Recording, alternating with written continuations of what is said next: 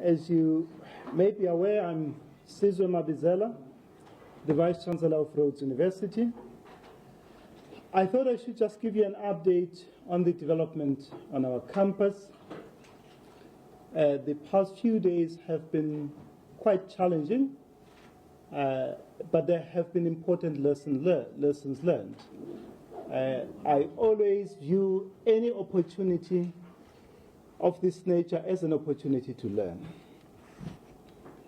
Rhodes University condemns rape and sexual violence and is committed to upholding the Constitution of South Africa, which is the supreme law of the land. We acknowledge that while we are a microcosm of society in which sexual violence and rape are pervasive, our university does not and cannot tolerate this culture. Rape culture, which refers to cultural practices and norms that uphold patriarchy and tolerate gender-based violence as the norm, is endemic in our society. Every person has a right to their bodily integrity. One rape is one too many. Rhodes University will never protect a rapist. A rapist belongs in jail and needs to stay there for a very, very long time. We acknowledge that there are flaws within the systems that are meant to ensure justice when one's rights have been violated. And so, our students have a right to be angry. Society fails survivors of rape daily, as they are often not believed, and securing a conviction is an excruciatingly difficult task and presents significant barrier to reporting cases of rape. We need to debunk the stranger danger myth, as more often than not, rape is not reported because these assaults take place within intimate relationships.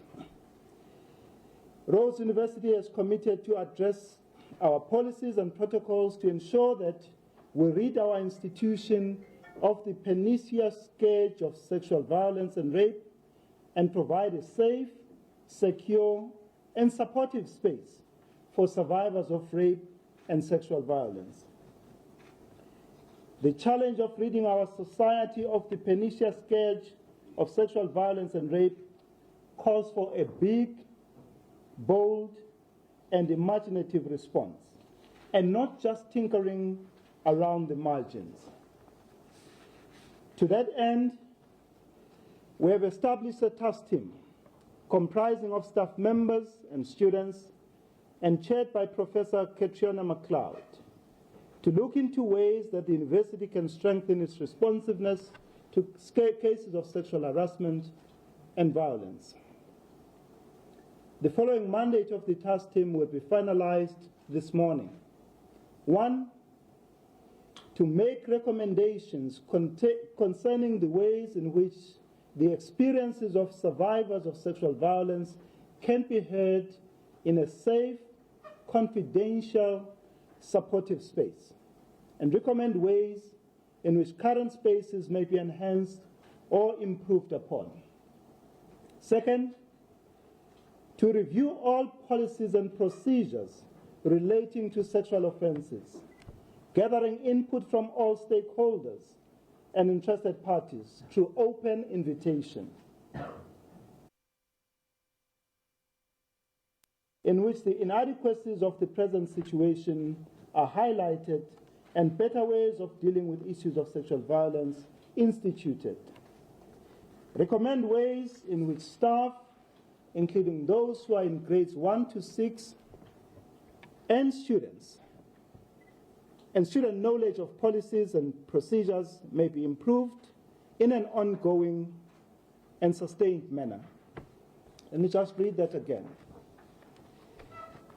The aim is to review all policies and procedures relating to sexual offenses, gathering input from all stakeholders and interested parties through open invitation, and to engage in a reflective process in which the inadequacies of the present situation are highlighted and better ways of dealing with issues of sexual violence instituted. They have to recommend ways in which staff, including those in grades 1 to 6, and student knowledge of policies and procedures may be improved in an ongoing and sustained manner.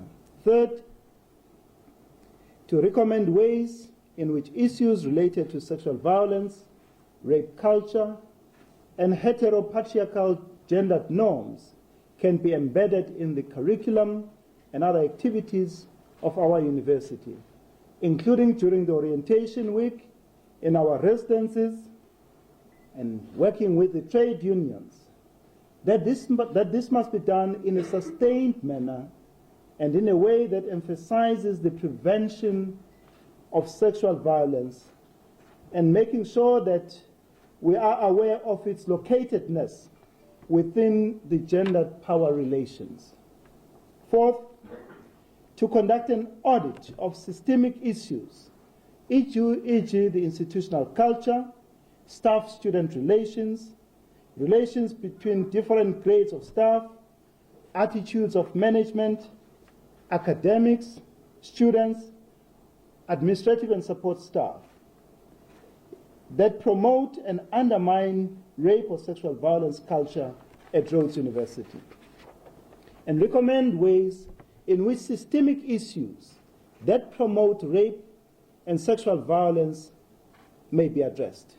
Fifth, to investigate ways in which the university does and may further engage locally with our local community and business, and more nationally, on issues of policy, law, research, and activism regarding sexual violence and rape.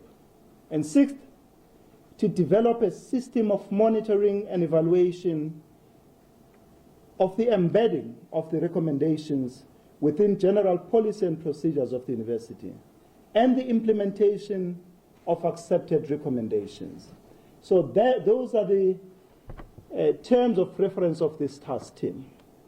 In the short term, we have committed to increasing the capacity of our harassment office so that survivors of rape and sexual violence are attended to without any delay. Second, we have decided to strengthen and expand the existing sensitivity training that is provided to staff and students so that they can deal empathetically and in a caring manner towards survivors of sexual violence and rape. Third, we have committed to using external prosecutors to deal with cases of rape. Fourth, we have agreed to set up a task team to review Rhodes University's sexual assault protocol. Now, this task team will feed into the work of the earlier task team that I have mentioned. The point here, we felt that it was important to look at our sexual assault protocol as a matter of urgency, and that the work that this task team will do will then be communicated to the first task team. Any student who is accused of any offense will always be treated in line with Section 35 of our Constitution. And all students who have been found guilty of misconduct, including rape, will have their transcripts endorsed. We have also made a call to all the students who have been sexually assaulted or raped to come forward to report those cases so that we can act and act expeditiously against those who commit those horrific crimes. Rhodes University has in place several initiatives to raise awareness of sexual violence and rape and support for its students. During orientation, we have had extensive programs and activities, including shows by the drama department with specific education agendas on sexual violence. Each year, the students' program is adapted according to the feedback from the previous year. Rhodes has a committee dedicated to addressing issues of gender-based violence, and this committee is called GenAct. We also have what we call the Silent Protest Committee. With new influxes of students every year, this work needs to be continuously developed. This year, the university celebrates the 11th year of our annual Silent Protest, the largest national awareness-raising campaign against rape and sexual violence. The university will continue these initiatives and re-examine where we might add and/or alter our current initiatives. I think it is important to mention that Silent Protest is located within the office of the Vice-Chancellor, just to underline the importance that we attach to raising awareness on issues of sexual violence and rape in our university. The university agrees with students on all the issues that they have raised. The one area where we have not been able to find each other with the students is in respect of the action that has to be taken against individuals whose names appear on the hashtag RU reference list. Just to give you a brief background, last Sunday, a list of 11 names was posted on the SRC Facebook. Those are names of our current and former students. And those are the people who are alleged to have committed a crime of sexual assault or rape. So the disagreement here arises from the fact that there is a view that those students whose names are on the list should be summarily removed from the university. The university is of the view that we must accord all students the right to a fair trial in line with Section 35 of our Constitution. This is important because some of those people whose names appear there have not even been charged.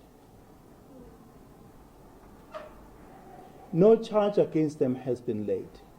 And I have given an undertaking, and I've asked the students right through the university to identify any of those people whose names are on that list, and if they violated them, they must report, and we must lay a charge against that person.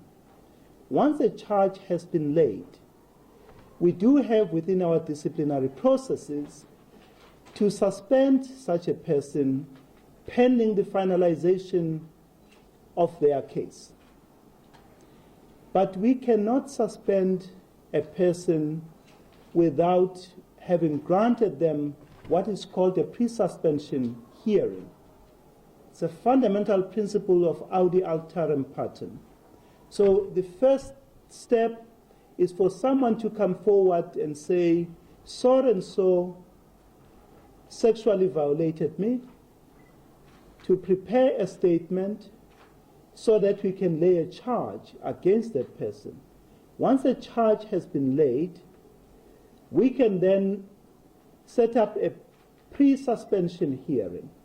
And once that hearing has been held, and the view is that the continued presence of such a person on campus is undesirable, we can then suspend the person. So that for me is important, that we treat every person in terms of the Constitution. And Section 35 of the Constitution has the presumption of innocence until proven guilty. The university wishes to express its disquiet with the publication of a list of names of people in the manner that this was done, as it is extremely damaging, and we are of the view that it is unconstitutional. Rhodes University cannot condone the sharing of such information, which is a complete violation of another's rights. It destroys the presumption of innocence and takes away an individual's right in line with Section 35 of the Constitution. The university believes that if after being charged and found guilty of having committed rape or sexual assault, perpetrators must be punished to the full extent of the law. As I indicated earlier, we will never protect rapists in our university.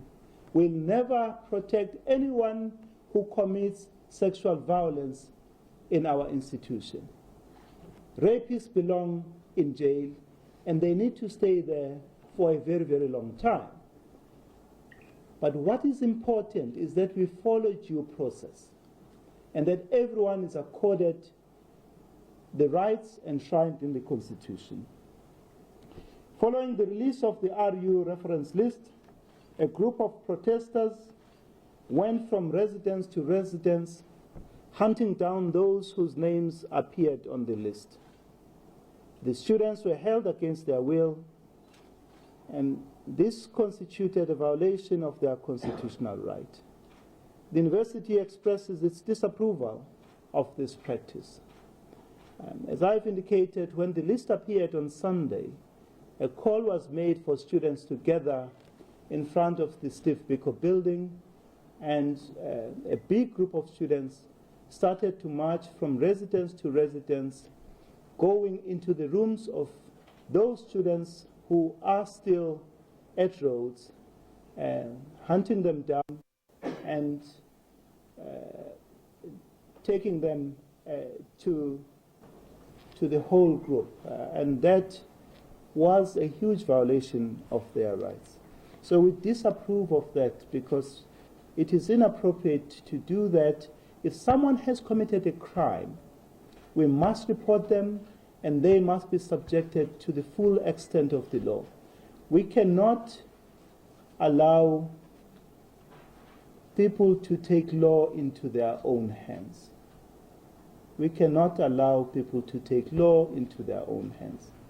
Now, these students were held against their will by the students. One of them managed to escape that night, and the other one managed to escape later, but the third one was held throughout the night until the following morning. Attempts to plead that he be released were never heeded, and the police came around and freed that young man. We must respect the Constitution, and we must respect the rule of law. The academic program of the university will resume on Monday, the 25th of April, and these discussions will continue through the curriculum. We must not stop raising awareness. We must never shy away from confronting some of the most pernicious and shameful ills of our society. We must never rest until the scourge of rape and sexual violence is permanently eradicated from our society. Rhodes University stands in solidarity with all survivors of rape and sexual violence. Aluta continua. I thank you.